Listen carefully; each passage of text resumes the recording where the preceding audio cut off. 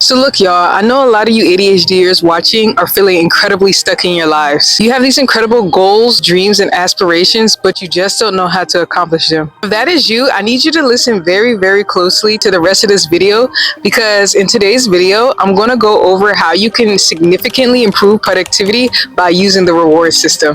Real quick, I'm going to tell you what most people with ADHD think is their problem, and that's procrastination or lack of motivation, and that's actually wrong. The main problem is dopamine because you do not know how to boost it in a healthy way to improve motivation and procrastination. Because when you actually learn how to increase your dopamine for completing tasks, you'll feel more excited to complete them and always have motivation. So how do you boost your dopamine? This is where the reward system comes in. What the typical ADHD person does is what I like to call the punishment system. This is where you compare yourselves to a neurotypical life, neurotypical thinking. You try to live your life standards to a neurotypical person, and you get upset at yourself when you're not able to live up to it.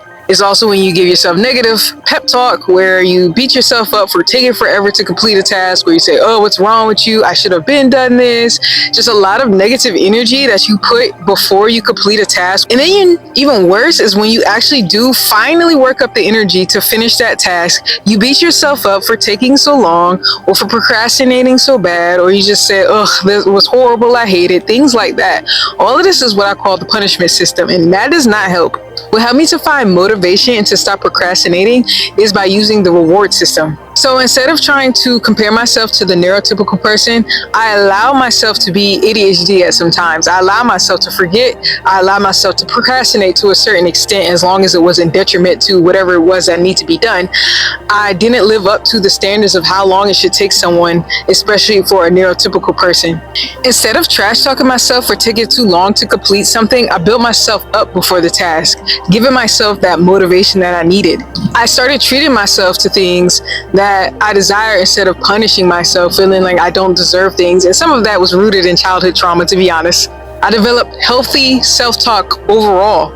I started to speak of myself in a higher way. I looked at myself in a high regard. And like I said, again, I'm gonna double down. I pep talk myself, and this is very important, and I'm gonna get more into that later. I'm sure you heard of the reward system and the benefits of it and all that good stuff, but what I'm going to do is give you the framework for how to do it for the next 7 days. I'll also explain how it's going to change productivity levels and your perspective on accomplishing goals, and most importantly, how to implement it in your everyday life going forward. And this is because most people might do it for like 1 day or so, and then they'll slip back into their punishment system because it's so ingrained in their mind, usually because it comes from a negative caregiver or a person of authority in their lives who spoke down on them for their productivity levels, or they might start comparing themselves to a neurotypical person again. Also, I think 7 days is a great way to start. 7 is a wonderful number. It's usually a number of change. It's a number of new habits and manifestation. So you're basically manifesting a new life. There are 5 key habits to implementing the reward system. So for the next 7 days, starting tomorrow, here's what you're going to need to do to implement the reward system. There are other ways to do it, but this is what I'm going to recommend to you because this is what I've personally done for myself and I've seen it work.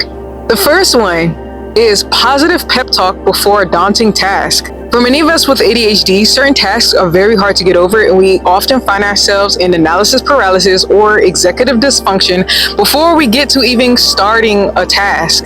And sometimes when we get into this mode, we get into this negative thinking about how much we hate to do it, how hard it is to do it, how much we don't want to do it. All of this stuff makes getting the task done a lot harder, and we procrastinate it. So what I want you to do instead is to start pep talking yourself in a positive way. So for instance, one thing that I do for myself is whenever I'm about to do a task that I don't particularly like to do, I think about what are the benefits that will come out of me doing it. For a good example, cleaning your room. This is one that I used to struggle with a lot personally.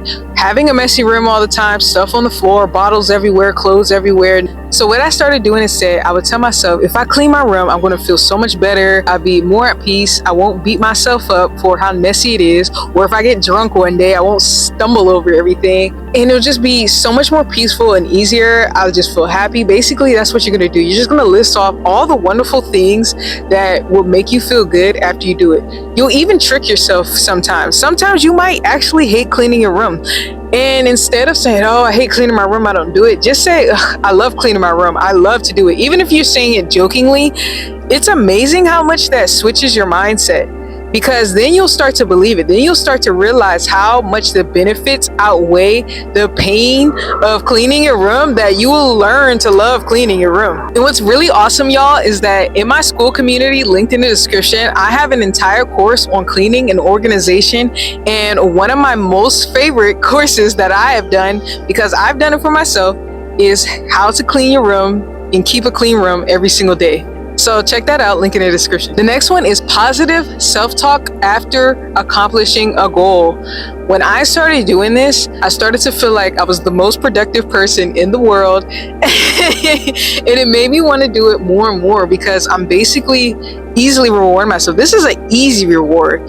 So basically, when you're done completing a task, you're going to praise the crap out of yourself. And it doesn't have to be anything complex either. It can be very simple. I always say, I'm so proud of you, Ayana. I'm so proud that you did this. I'm so happy that you did this. You're so amazing. Things like that. And I suggest you say it in third person. Don't feel like you sound crazy. The reason why I say it in third person is because it's almost like you're speaking to that inner child. Some of us with ADHD, especially, when we were growing up, we got a lot of negative reinforcement and negative self-talk towards ourselves for not doing things a certain way, for not being fast enough, for not accomplishing a goal the way that the caregiver or whoever wanted us to do it, for not doing it in a efficient way. Whatever it is, some of us, many of us, got a lot of negativity for our ADHD ways of doing something.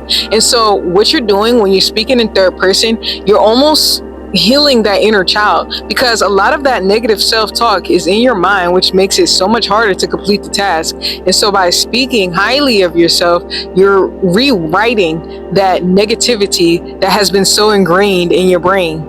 A great example, I actually did this really recently. Lately, I've been learning a lot about how to make better YouTube videos, how to do a lot of stuff. I've been in a lot of memberships, taking a lot of courses. A lot of my time has been outside of my car, and it got to a point where my car got disgusting. But instead of focusing on all the ways that my car was horrible and beat myself like, oh, how did you get yourself to be like that? How did you manage to have your car so disgusting? I instead focused on all the great things that I've been doing that made that trade-off with the car. I focused on the fact that I did so much improvement, that I learned so much, that I've made so many videos, that I've been so productive outside of my car. And the crazy part about that is, because I was positive about it, I got to a point where I had enough energy that I actually cleaned my car. Had I not done that, I probably would just let it go disgusting, because I was so focused on the negativity. The whole point of this is to raise the dopamine levels in your mind. And by giving yourself positive feedback for something, that raises dopamine, and it makes you feel motivated to do it, because you know you're going to get that reward at the end of the task. The next one is very important, and that's to thank yourself. Thank yourself at the end of the day. Actually, in my community, Ayana Street Therapy, I do a daily gratitude list every single day, except for on Sundays, because I don't really do nothing on Sundays. And I list 10 things that I'm grateful for, and other community members do the same. This is something that you should do for yourself. Be grateful for all the things that you have done for yourself, all the things that are in your life, because gratitude helps you feel motivated to continue whatever life that is you're living. Even when you're living a very hard life, there are times in my own life where things are very hard. I have a hard time accomplishing certain things. Certain tasks are extremely too daunting, but I am grateful every day. And because of that gratitude, I'm seeing all the positives instead of all the negatives and all the things that I'm missing. And that gives me energy and motivation to keep going. But it's also very important to praise yourself for what you've done, but also see ways that you can improve, because you don't want to get in a place of extreme egoism where you just feel like everything in your life is perfect. Always see yourself for being grateful for what you have done, being grateful for where you have come, but also seeing what ways and what areas in your life you can improve. This helps boost your motivation. So you're giving yourself dopamine and you're motivating yourself to improve. When you do this on a daily, you will start to see how much more you want to accomplish things because of the dopamine rush. You're basically becoming a dopamine junkie. Now, the fourth one is promise yourself fun. I used to make a mistake back in the day, a long time ago, and this was also rooted in childhood trauma. I would punish myself and not reward myself ever.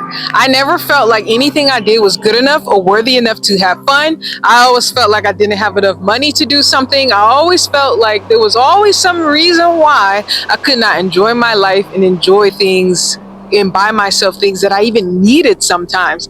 This is not good and this kills motivation. I feel like this mindset actually is partly what led me to depression. I actually had extreme depression back in like 2015, something like that. And one of the biggest things that I did was I never rewarded myself. So whenever you complete a task, get in the habit of rewarding yourself for certain things. So say for instance, you wanted to buy a new pair of shoes because your shoes are raggedy and they have holes in it, and you recently just made a great sale in your business. Put some of that money away if you can and buy yourself some new shoes. Don't punish yourself. Of course, put most of it into your business, but if you're, like I said, if you're able, save up to buy some shoes because you do deserve it. And the last one, this is very important, you'll never catch me not talking about this in an ADHD video, is mindfulness meditation. Minimum of 10 minutes of mindfulness meditation throughout this 7-day journey, every single day. And of course, do more if possible. For me, 10 minutes is actually not long enough. The meditation also helps you balance between having no dopamine and dopamine. So you are still becoming a dopamine junkie, but you're also going to learn how to let go of those needs for dopamine spikes in a healthy way through meditation. And it is very inspiring. You guys, you should not sleep on meditation. It really gets that creative mind thinking, and it helps you think of so many things that are beyond what you would have imagined if you hadn't taken that time to sit and observe your thoughts. Because your ADHD mind is very powerful. You're very creative by nature.